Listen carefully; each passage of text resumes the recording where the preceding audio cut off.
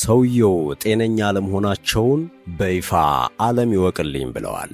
ከመሬት ተነስተው የሰው ሀገር ወረውና ታላቁን የሃይማኖት አባት ገድለው አሁን ደግሞ የኢራንን ቀጣይ መሪ በመምረጥ ሂደት ላይ መሳተፍ አለብኝ ብለዋል።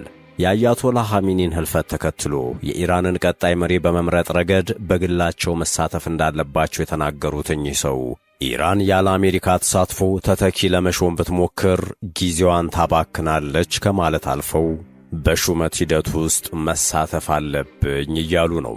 ዶናልድ ትራምፕ President Donald Trump says that he must play a role in choosing the country's next leader. በአፍሪካ ህብረት አቅራቢያ የምስራቅ አፍሪካ ግዙፍ እስላማዊ ማዕከል አልነጃሺ ፊት ለፊት የንግድ ሱቆችን በመሸጥ ላይ ነን። ሱቆችን ከ26 ካሬ ጀምሮ በ900 ሺህ ብር ቅድመ ክፍያ በመሸጥ ላይ ነን። ሱቆን በ24 ወራት ውስጥ ጠንቀቅ አድርገን እናስረክቦታለን። በተጨማሪም የመኖሪያ አፓርትመንት በቡልጋሪያና ቧሪ 100% ለሚከፍሉ ደንበኞች ባለ 1 መኝታ በ5.5 ሚሊዮን፣ ባለ 2 መኝታ በ6.6 ሚሊዮን፣ ባለ 3 መኝታ በ10 ሚሊዮን ብር ብቻ ይዘን ቀርበናል። አሊያም በ20 በመቶ ቅድመ ክፍያ ቀሪውን በ3 ዓመት ይከፍላሉ። ልብ ይበሉ፣ ይህ ቅናሽ የሚቆየው ለ10 ቀናት ብቻ ነው። ለበለጠ መረጃ በ0969 51 0009 ይደውሉ።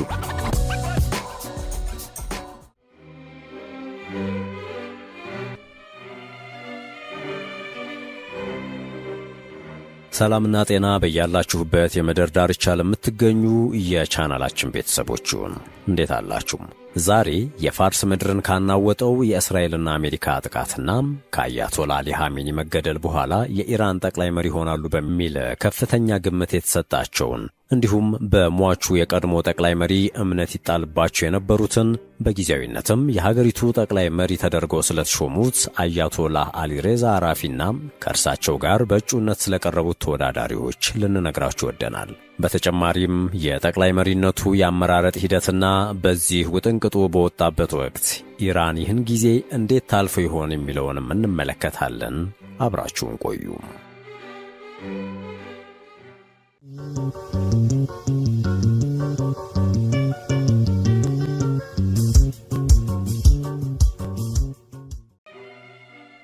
በመካከለኛው ምስራቅ ቀውስ ውስጥ የተዘፈቀችው ኢራን በታሪካዊ ለውጥ ዋዜማ ውጥረት ላይ ቆማለች።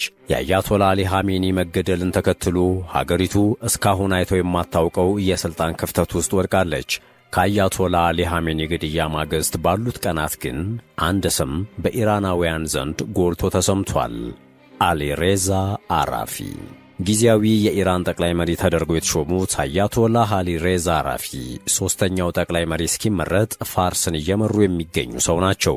ይህም ብቻ ሳይሆን ቀጣዩ የኢራን ጠቅላይ መሪ ይሆናሉ ተብለውም በቀደምትነት ከሚጠበቁ እጩዎች መካከል ይገኙበታል። የአያቶላህ አሊ ሬዛ አራፊ የጊዜያዊ ጠቅላይ መሪነት ሹመት ለረጅም ጊዜ መሪ የነበሩት አያቶላህ አሊ ኻሜኒ ቀዳሚ ማለዳ ላይ በቴህራን ላይ በተደረገ የጋራ የአየር ድብደባ ከሞቱ በኋላ በሀገሪቱ የአመራር ሽግግር ውስጥ ወሳኝ እርምጃ ነው ተብሏል። አያቶላህ አራፊ በኢራን የሃይማኖትና የፖለቲካ ተዋረድ የውስጥ ጉዳይ ለረጅም ጊዜ የቆዩ ሲሆኑ አዲሱ ሹመታቸው ግን ከፍተኛ የቀጠናዊ ውጥረትና ውስጣዊ አለመረጋጋት ባየለበት ወቅት በመሆኑ እስላማዊ ሪፐብሊኩን የመምራት ፈተና ይገጥማቸዋል የሚሉ አስተያየቶች ከወዲሁ እየተደመጡ ነው።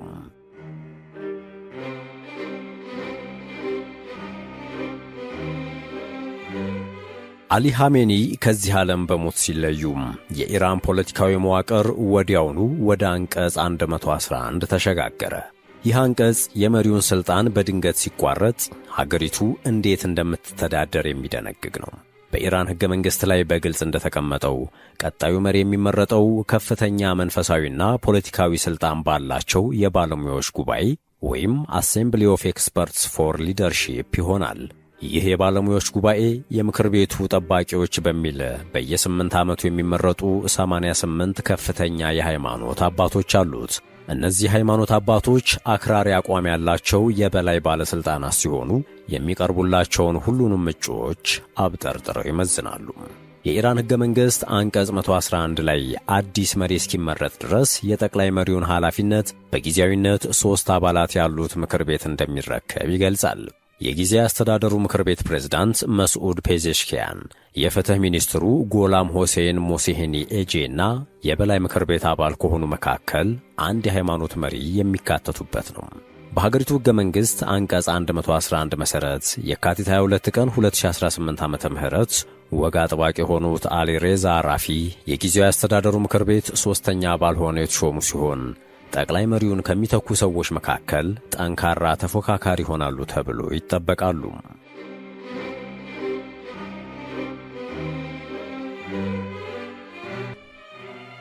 አሁን በኢራን ከፍተኛውን የሥልጣን እርከን የያዙት 3 ሰዎች አሉ።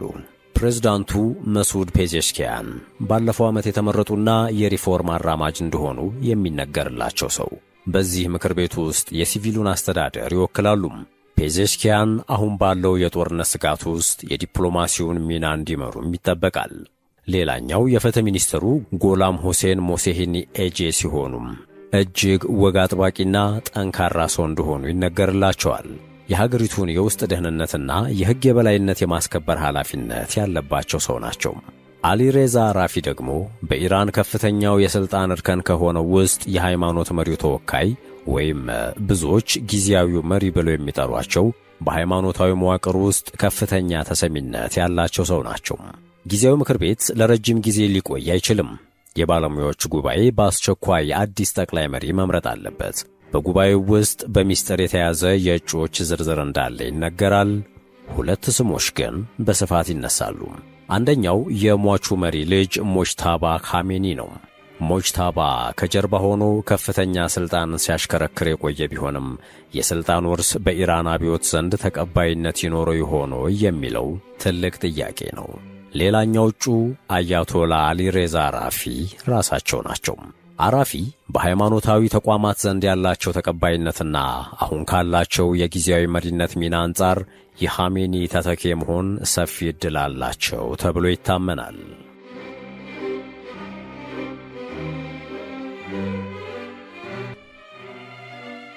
አሊሬዛ አራፊ እንደ አውሮፓውያን አቆጣጠር በ1959 በያዝድ ግዛት ሜይቦድ ውስጥ ከታወቁ እስላማዊ ጸሐፍት ቤተሰቦቻቸው ተወለዱ። በኋላ ላይም በኢራን የሥነ መለኮትና መንግሥታዊ ቢሮክራሲ ተቋማት ውስጥ ለ10 ዓመታት ማገልገል ችለዋል። የኢራን ትልቋ ከተማ በሆነችው ኮም ውስጥ በታወቁ የሃይማኖት ምሁራን ወንበር ስር ተቀምጠው ከተማሩ በኋላም በኢራናውያን ዘንድ ክብር የሚሰጠውን የሙጅታሂድን ማዕረግ አግኝተዋል።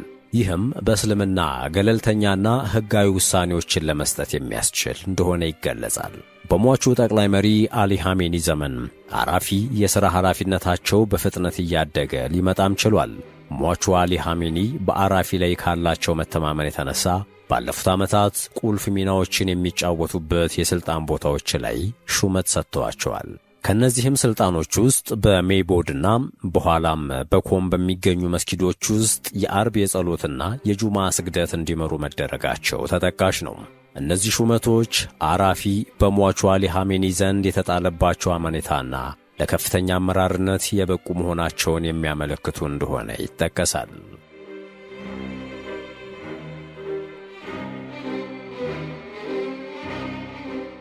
አራፊ ከኢራንና ከውጭ ሀገራት የመጡ የሃይማኖት አባቶችን ለማሰልጠን ቁልፍ ተቋም የሆነውን የአልሙስጠፋ ኢንተርናሽናል ዩኒቨርሲቲን በሊቀመንበርነት መርተዋል።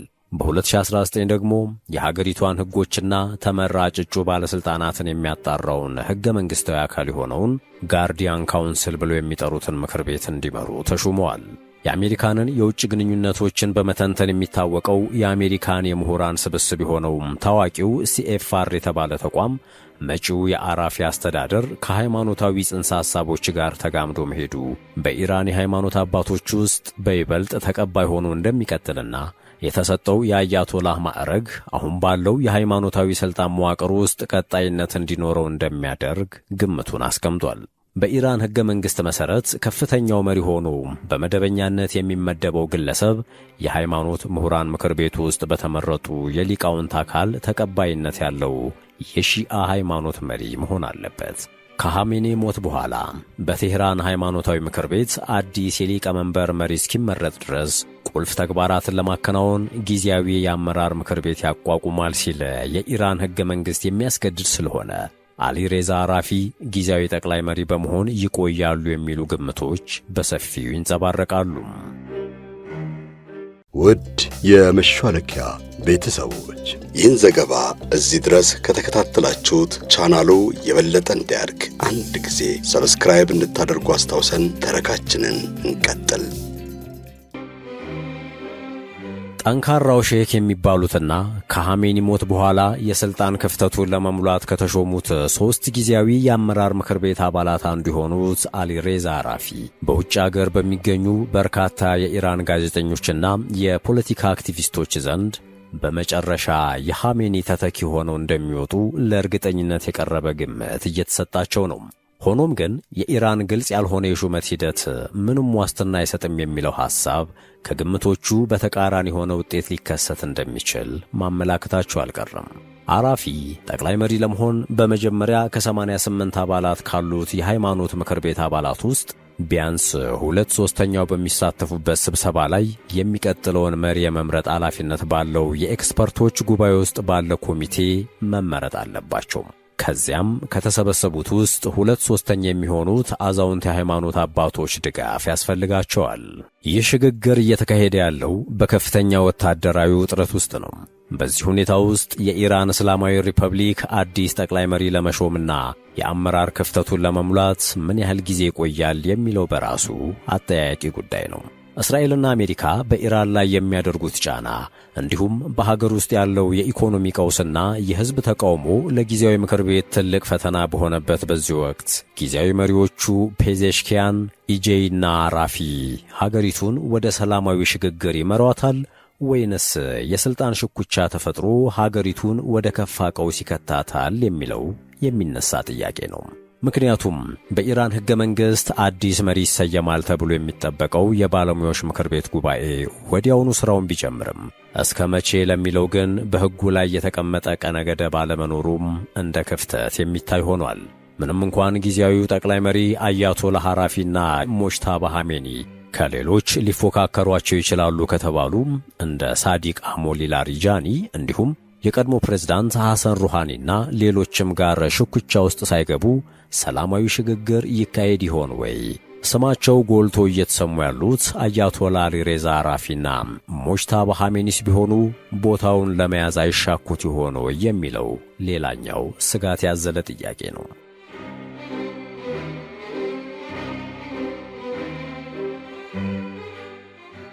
አያቶላ ሐሜኒም ሆኑ ከእርሳቸው በፊት የነበሩት አያቶላ ሆሜኒ በዘር የሚወረስ ሥልጣንን ይተቹ ነበር። በዚህም የተነሳ ሐሜኒ ልጃቸው እንዲተካቸው የሚቀርበውን ሐሳብ አጥብቀው ውድቅ ሲያደርጉ ቆይተዋል። በባለሙያዎች ጉባኤ ስር 3 አባላት ያሉት ንዑስ ኮሚቴ እጅግ ምስጢራዊነቱን በጠበቀ መልኩ በቀረቡለት የእጩዎች ዝርዝር ላይ የመከረ መሆኑ ተገልጿል። ነገር ግን ምስጢራዊነቱ የበለጠ ለጥርጣሬ በር የሚከፍት ሆኗል።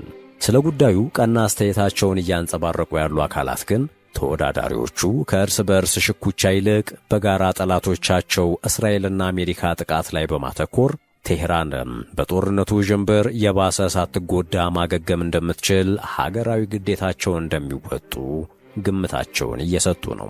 የ66 ዓመቱ የሕግ ባለሙያ የሆኑት አሊሬዛ አራፊ በኢራናውያን የሚታወቁት ባስፋፉት የጥናትና ምርምር እንዲሁም የሃይማኖታዊ ትምህርት ነው። በሐሜኒ በኢራን ሃይማኖታዊ ሥልጣኖች መካከል ከፍተኛው የሆነውን በመላ አገሪቱ የሚገኙ ሃይማኖታዊ የትምህርት ተቋማትን እንዲመሩ የተሾሙም ናቸው። ከዚህ ጋር በተገናኘም በፖለቲካዊ ተሳትፎ የተሞላውን የሺዓ እስልምና ስሪትን በማስፋፋት ረገድ የሴሚናሪና የሃይማኖት አባቶች ሚናን አጉልተው በይፋ በመናገር ይታወቃሉ። ከዚህ ቀደም በሰጡት አስተያየት በኢራን ውስጥ ያሉ ሴሚናሮች ከሕዝቡ የተውጣጡ ከተጨቆኑት ጋር በመተባበር የሚሰሩና የእስላማዊ ፖለቲካ አብዮትን ከዓለም አቀፍ አተያይ ጋር ያገናዘቡ መሆን አለባቸው በሚለው ንግግራቸውም የሚታወቁ ናቸው። ታዛቢዎች እንደሚናገሩት ከሆነ አራፊ በኢራን የሃይማኖት ቢሮክራሲ ውስጥ ሰፊ ልምድ ያላቸው ቢሆኑም ከነዚያ ተቋማዊ መዋቅሮች ውጪ ገለልተኛ የሆነ የፖለቲካ መሰረት የላቸውም ተብለው ሂስ ይቀርብባቸዋል።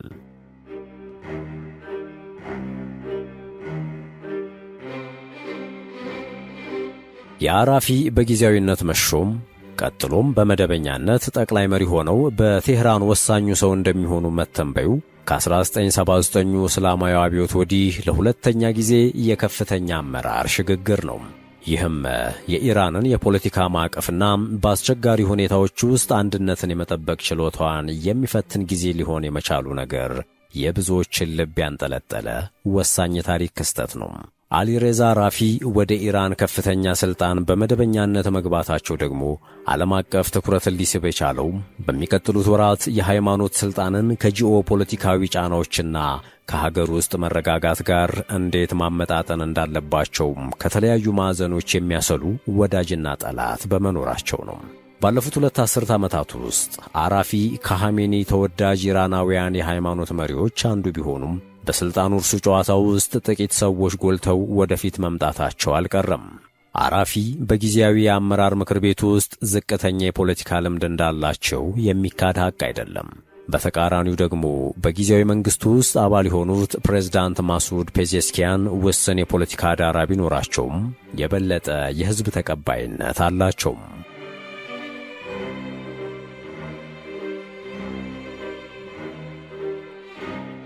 ሌላኛው አባልና የቀድሞ የስለላ ሚኒስትር የነበሩት ዋና ዳኛ ጎላም ሁሴን ሞህሴኒየጄይ ከሦስቱ ጊዜያዊ አመራሮች ውስጥ ብቸኛው ልምድ ያላቸው የፖለቲካ ሰው ናቸው። ምንም እንኳ ስለ ፖለቲካ በይፋ ሲናገሩ ባይሰሙም ምናልባት አራፊ ወደ ሥልጣኑ የሚወጣጡበት የተሻለው ግልጽ ዕድል ከሌሎቹ ሁለቱ በተለየ መልኩ በጥር ሕዝባዊ ተቃውሞ ወቅት በአሊ ኻሜኒ በታዘዘውና በተቃዋሚዎቹ ላይ በተወሰደው ጠንካራ እርምጃ በይፋ ሲሳተፉ አልታዩም ወይም አልተሰሙም የሚለው ይጠቀሳል። ምንም እንኳን የፖለቲካ ልምድ ባይኖራቸውም አራፊ ለኻሜኒ ከማይናወጥ ታማኝና በማይናወጽ ርዕዮተ ዓለማዊ አመለካከታቸው ይታወቃሉ። አስገዳጅ የሂጃብ ልብስና መሰል ሃይማኖታዊና ባህላዊ ጉዳዮች ላይ ከሟቹ መሪ የበለጠ ጠንካራ ናቸው ይባላል። እንዲሁም በአስተዳደር ውስጥ የሺዓ ሕግጋትን ሙሉ በሙሉ ተግባራዊ ለማድረግ ሞክረዋል በሚለውም ይነሳሉ።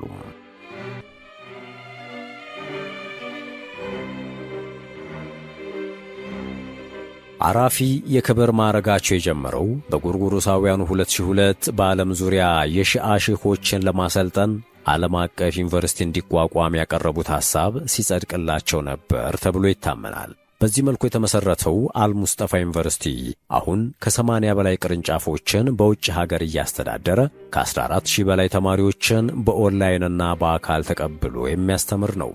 ይህም አራፊን በዓለም አቀፍ የእስላማዊ ልሂቃን አውታረ መረብ ዘንድ ማዕከል አድርጓቸዋል። አራፊ በልዩ ልዩ የአገልግሎት ቦታዎች ሥልጣን ያላቸው ሲሆን ከእነዚህም ውስጥ የዓለም አቀፍ የእስልምና ሳይንስ ማዕከል ፕሬዝዳንትና የባላደራዎች ቦርድ አባል፣ የዩኒቨርሲቲው የምርምር ተቋም ፕሬዝዳንት፣ የኢራን ሴሚናሪ ፕሬዝዳንት፣ የአልሙስጠፋ ዓለም አቀፍ ዩኒቨርሲቲ ኃላፊ የሚሉት ይገኙበታል። ያም ሆነ ይህ ኢራን በዘመናዊ ታሪኳ ውስጥ ካሉት እጅግ ተለዋዋጭ ጊዜያት ውስጥ አንዱን እያሳለፈች ሲሆን ኻሜኒን ማን ሊተካ እንደሚችል ብቻ ሳይሆን እስላማዊ ሪፐብሊክ ለጥያቄው መልስ እስኪሰጥ ድረስ የገጠማት ፈተና ረጅም ጊዜ እንዳያስቆጥር ስጋት ተፈጥሯል። ኢራን የምጥ ጊዜዋን እንዴት ትገላገለው ይሆን? ሁሉንም በጊዜው የምናየው ይሆናል።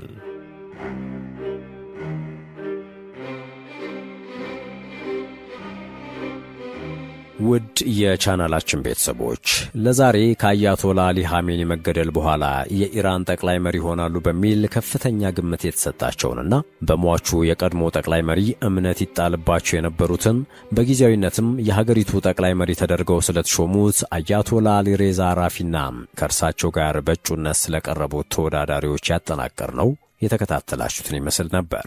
አብራችሁን ስለቆያችሁ እያመሰገንን ለቻናሉ አዲስ የሆናችሁ ሰብስክራይብ በማድረግና የደወል ምልክቱን በማብራት በየዕለቱ የመሿለኪያ መረጃዎች ሲለቀቁ በቅድሚያ እንዲደርሷችሁ ማድረግ እንደምትችሉ እያስታወስን በቻናሉ ቢሰራ ወይንም ቢስተናገድ የምትሉት ጥቆማ ካለ በኮሜንት መስጫው እንድታጋሩን እንጠይቃለን።